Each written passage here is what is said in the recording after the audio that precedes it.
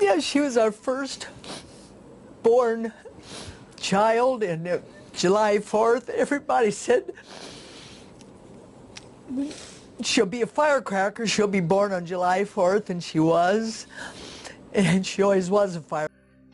She disappeared suddenly one day, and after she did not appear for her work at the local diner, a missing case report was filed by her family. But only after 4 days of filing the report, her body was found in the trunk of an abandoned junk car.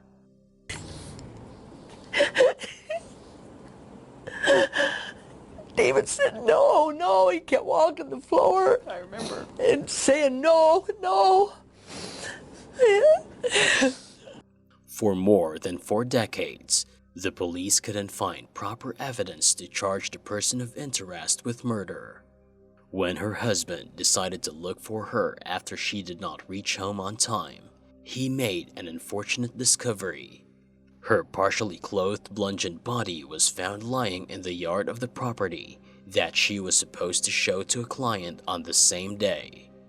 Not only had she several times, her body was in absolute distress.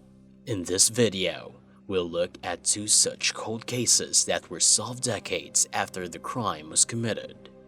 These will make you ponder what might have occurred if technology had not advanced. So without making you wait any further, we present you with 2 cold cases that were ultimately solved in 2021, a long time after the actual crime had been committed. This is the story of a 17-year-old Iowa teen girl, Maureen Brubaker-Farley, who was killed approximately 50 years ago in 1971. She was found dead in an abandoned junk car in a wooden ravine on Ely Road SW by 2 boys. Years later, after the case had gone cold, it was found out that George M. Smith, who Maureen's mother believed to be the prime suspect, was involved in the crime. Maureen Brubaker-Farley was the ever-happy eldest sister of her 7 siblings. She got married to David Farley in 1971, who had been ordered to serve a brief stint in Anamosa's correctional facility after getting into some trouble. Soon after their marriage, Maureen had decided to live near her husband in Cedar Rapids while paying her bills as a waitress in a local diner. In Cedar Rapids, she awaited a new beginning with her husband after his service time was over. But little did she know that in the following months, a tragic incident would take place with her. Early on Friday, September 17, 1971, Maureen was last seen borrowing money for a pack of cigarettes. She was supposed to go to Vitas, the diner she worked at, to receive her paycheck. However, she never arrived. On Monday, September 20, when her employer noticed that the usually reliable Farley had still not arrived or contacted him, he decided to report her as missing with the Iowa Police Department. The officials went on a hunt immediately after the report was filed, and her family was informed of the incident.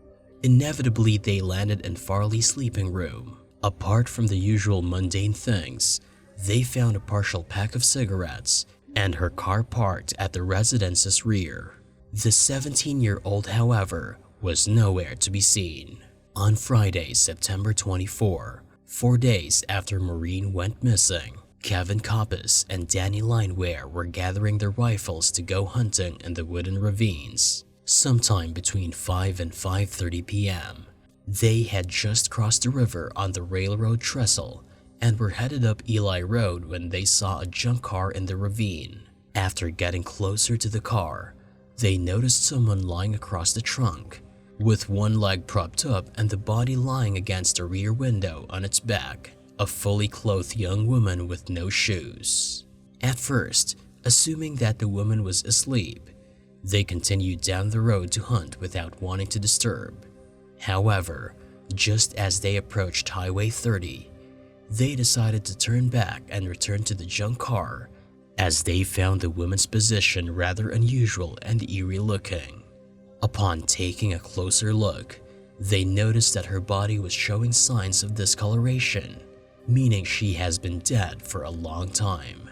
Frightened, the young boys rushed back to Lineweaver's home, where they told his mother Violet Fowler that they had found a body. At approximately 6:40 p.m., Fowler also saw what appeared to be a woman sleeping atop a car. Mrs. Fowler instantly took the boys and went to the Milo Scavor farm residence nearby, where she telephoned the police. After securing the scene, officials took Maureen's body to a local hospital for an autopsy. Investigators first speculated that the young lady was thrown from a passing vehicle, but they didn't rule out the possibility that she had been voluntarily put there. On Monday, September 27, Cedar Rapids police made a public call for anybody with knowledge of Farley's death to come forward and share what they know. The Assistant Cedar Rapids Police Chief, Kenneth Vanus, also went ahead to state that police suspected that Mrs. Farley died somewhere other than where the boys discovered her corpse. Detectives were now particularly interested in the girl's actions between September 17, the day she was last seen alive, and September 22. The chief publicly reported descriptions of Maureen, hoping someone might have seen her somewhere, while suspecting that she may have been incapacitated in some way during the time she was missing, because had she been in town or capable, she would have picked up her paycheck. The assistant chief cleared that there were no indications of any defense wounds, which meant that Farley was not given any opportunity to fight off her attacker. Her clothes were in a disarray but not torn. Upon further examination of her body, a blunt trauma to the side of her head was discovered, which pointed to a surprise attack. More investigation attempts revealed that several items were missing from the victim's sleeping room, including her pairs of shoes and a brown vinyl-colored bag, which contained her driver's license, usual makeup articles, a leather wallet, rent receipts, and a pad she carried to make notes. Vanus also reported that out of all the clothing articles, only the shoes were missing, but her feet were clean, which indicated that she hadn't been going barefooted when she died. Finally, the autopsy reports were out, showing no major signs of assault except for the skull fracture that resulted in her death. 6 months after Maureen's murder, her mother, Mary Ann Brubaker, had written a letter to the police department stating that she holds strong suspicion on George M. Smith to be her daughter's murderer. The police started extensive interrogations and lie detector tests of numerous suspects, including George Smith. But over time, they had to clear the name of other suspects and Smith because no clear evidence was found against them. DNA testing in 1971 was still not advanced enough and did not reveal any new clues or leads for the police. Eventually, the case went cold and was brushed under the carpet. It was only now, 50 years on, that investigators were able to match Smith's DNA to the suspect's profile after tracking down one of his relatives. But unfortunately, Smith was not charged for murder because he died in 2013, aged 94. With him, the intention of carrying out Maureen's murder was also buried.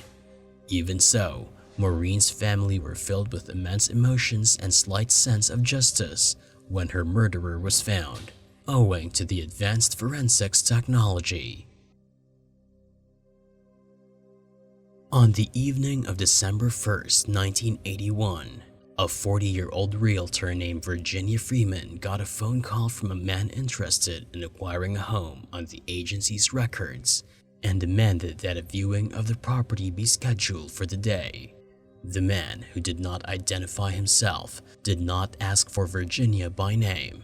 Instead, he just requested to see the property. Virginia, or Ginger, as she was known to friends and family, postponed dinner with her husband and friends to meet the client. Eager to close the deal, she agreed to see the guy. But before taking off to Greens Prairie Road near Welborn in Texas, she stopped by the family home to notify her 2 children, Brad and Betsy, that she would be a little late for dinner that evening. Virginia prioritized her family over all else. Therefore, she made sure her family knew where she was and when she would return. This information later proved to be very helpful for the police department.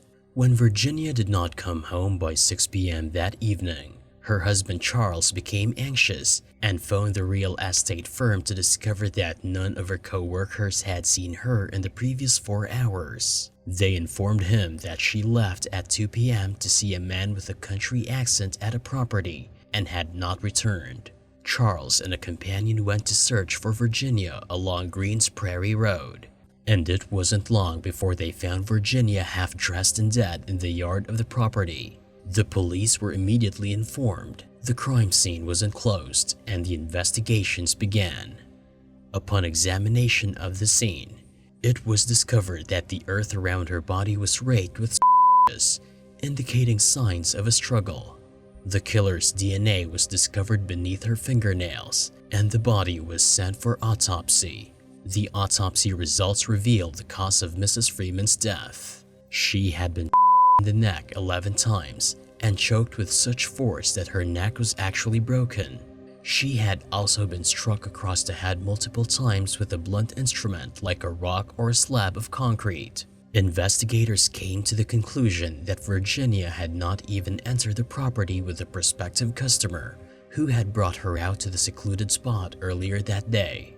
Police scoured the area extensively, and Brazos County Crime Stoppers offered a $1,000 reward for information leading to the arrest of a suspect in Mrs. Freeman's murder. Residents were requested to come forward if they spotted Virginia driving her white station wagon near Greens Prairie Road that day, and neighboring businesses were asked if they'd seen a suspicious male, maybe bleeding, enter their facilities at any moment on December 1st. Police created a composite sketch of a suspected suspect based on witness testimonies. The photograph was widely disseminated, but no one was ever caught for the crime, and the case finally went cold, remaining so for more than 3.5 decades. Later, modern technology helped in painting a more visually precise image of the slayer using a forensic DNA analysis service. When they put the killer's DNA from the Virginia Freeman case through the database, they discovered 2 female relatives of the murderer. This revelation sparked the hunt for the murderer, and after hours of genealogy investigation, a guy named James Otto Earhart was found to be a likely suspect in Mrs. Freeman's murder.